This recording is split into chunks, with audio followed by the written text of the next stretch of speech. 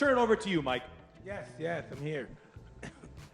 What are your thoughts during your time? Of course, there was the promotion, there's the business of boxing. We've talked about it for several years. Yes. How does the vision of Prince Khalid, change the landscape of boxing?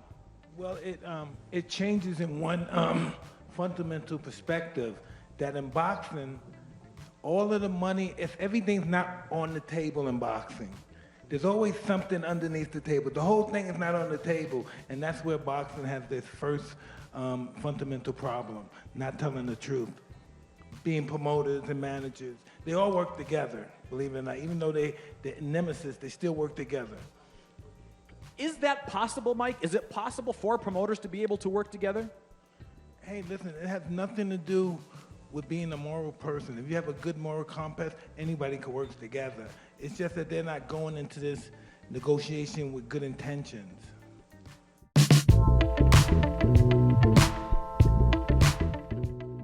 So news came out that Deontay Wilder turned down the PBC offer to fight Andy Ruiz because of money. According to reports, Deontay Wilder was so frustrated over the PBC fight offer that he even left PBC. He's not a free agent. Deontay Wilder came out the other day clarifying that he still has a working relationship with PBC. However, he is a free agent.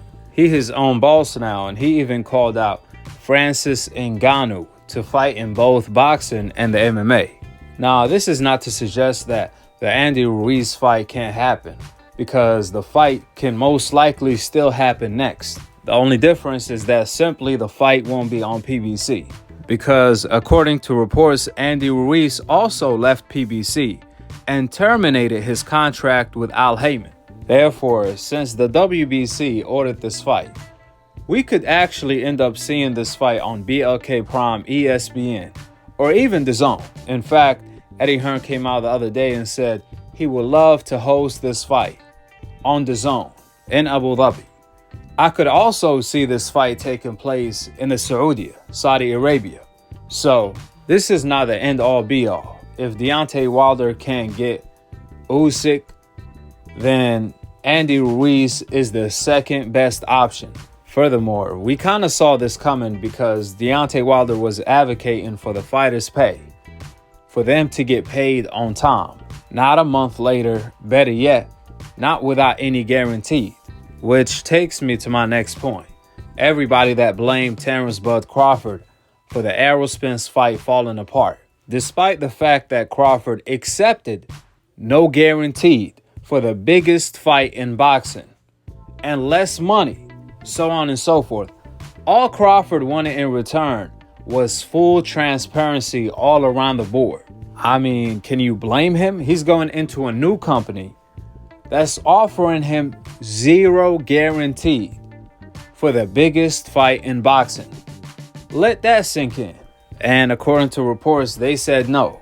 They're willing to give him some transparency, but not all. But again, despite Crawford doing everything the fans told him to do or requested him to do, from crossing the street to taking less money to accepting no guaranteed, they still blamed him for the fight falling apart, despite the fact it was Errol Spence, Al Haymon, and PBC that did not accept Crawford's term of full transparency.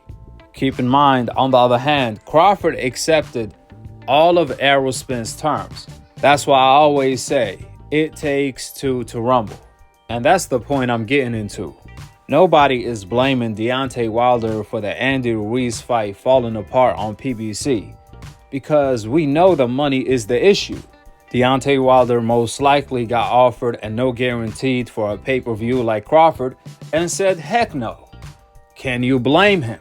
We all know Deontay Wilder will fight anybody in a heartbeat. If you question his warrior status, then you are FOOL. There is no question in Deontay Wilder's heart. That's not up for debate. But they would question Crawford though, as if Crawford is not cut from the same cloth, the free smoke cloth. If that ain't the ultimate hypocrisy, I don't know what is. Because when it comes to Crawford, his situation is even worse than Deontay Wilder. If Wilder got offered zero guarantee money for the Andy Ruiz fight, just remember, Crawford got offered zero guarantee and less money than Errol Spence for the Errol Spence fight, obviously. But the main difference, unlike Wilder versus Ruiz, Errol Spence versus Crawford is the biggest fight in boxing. This is what they say. However, they getting no guarantee. So the $1 million question to all of the people that blame Crawford for the Errol Spence fight falling apart: why is it okay for Deontay Wilder to walk away from the Andy Ruiz fight on PBC because of money issues? However, it's not okay for Crawford to walk away even after accepting the fight with Errol Spence on PBC. But since PBC did not accept Crawford's term of full transparency, Crawford was forced to walk away. I want to know the answer from everybody on social media that's blaming Crawford. However, they not blaming Deontay Wilder. At least be consistent. Keep the same energy. Don't flip. Don't be a hypocrite. That's the worst thing you could do, is contradict yourself. Is it because Crawford didn't give anybody an interview while Deontay Wilder did? Question mark. See, the truth doesn't vary depending on an interview being given or not. The truth is the truth regardless. It doesn't change. All these people on social media are doing is telling everyone, hey, don't trust me. I'm not a reliable source. I changed my mind and I'm biased, all dependent on if I'm given an interview or not. If I'm given an interview, I will give you the benefit of the doubt. I will be biased towards you. However, if I'm not, I'm going to trash you, even if I have to lie. This is pretty much what these people are doing on social media without even realizing it. This is the message they are giving out to the world. Then they wonder why they're not reliable. You see, the Deontay Wilder versus Andy Ruiz is the same situation as Errol Spence versus Crawford. However, that's the part they're going to leave out. They're not going to say anything about Wilder, but they're going to make up shit when it comes to Crawford. Excuse my French. Nah, we want you guys to be consistent. Keep the same energy. You see, the main difference here on Aki TV is that there is no agenda or narrative, whatever you want to call it. But if you want to say Aki has a narrative, Aki has an agenda, then fine, you can call it whatever you want to call it. Aki's agenda / narrative is the whole absolute truth. And your brother Aki always put it together like puzzle every single time. You see, the truth is consistent. The truth is undefeated when it comes to any kind of contradictions, so on and so forth. It doesn't change based on an interview or not. The truth is a powerful weapon. If the truth is not told, then it's a goddamn lie. I'm just putting you guys on game. That's all.